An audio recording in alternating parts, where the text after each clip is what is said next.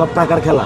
ঢাকা শহরে ঢাকা আটে কয়টা লাগাইছে আপনি হিসাব করতে পারবেন না। যদি পার্লামেন্টে 300 গডফাদার, চাঁদাবাজ, সন্ত্রাস এরা যায়, তাহলে তো ভালো আইন তৈরি করবে না। সন্ত্রাস, চাঁদাবাজি, দুর্নীতিমুক্ত একটি সংসদ গঠন করতে চাই। রঙিন কিন্তু 20টা ব্যানার লাগানো যায়, মানে বিলবোর্ড।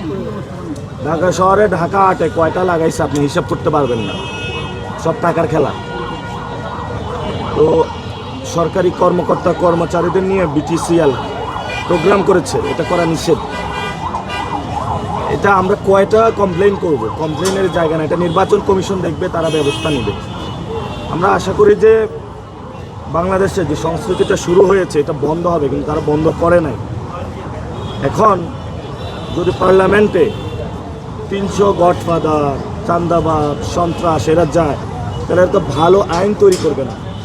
ভালো আইন তৈরি না করলে দেশের উন্নয়ন হবে না। তা আমরা আশা করি যে বাংলাদেশের মানুষ বিপুলভাবে যারা সন্ত্রাস, চাঁদাবাজি, দুর্নীতি বিরোধী যে জোট আছে 11 দলীয় জোট, এটাকে ভোট দেবে এবং একটা ইনসাফের বাংলাদেশ কায়েম করবে।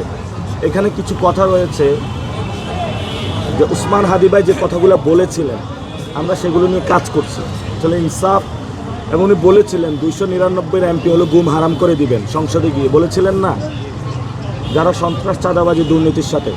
আমরা আগামীর সংসদটা ওসমান হাদি ভাইয়ের যে কথাটা বলেছিলেন উনি, সন্ত্রাস, চাঁদাবাজি, দুর্নীতিমুক্ত একটি সংসদ গঠন করতে চাই।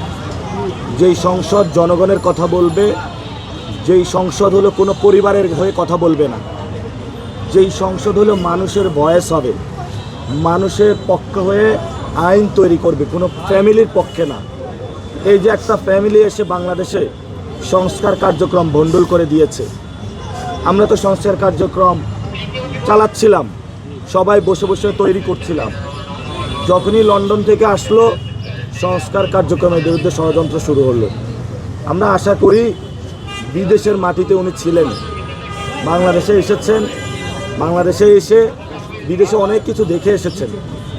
তো যদি এই সেন্স হয়, এই সেন্স দিয়ে তো আসলে বাংলাদেশের মানুষ অ্যাকসেপ্ট করবে না। আমরা আশা করি যে পরিবর্তন হবে বাংলাদেশে। এই পরিবর্তনের মধ্য দিয়ে আমরা যাব। স্পেসিফিক সংক্ষিপ্ত কোশ্চেন করবেন, যেটাতে জিরো অ্যান্সার দেবো।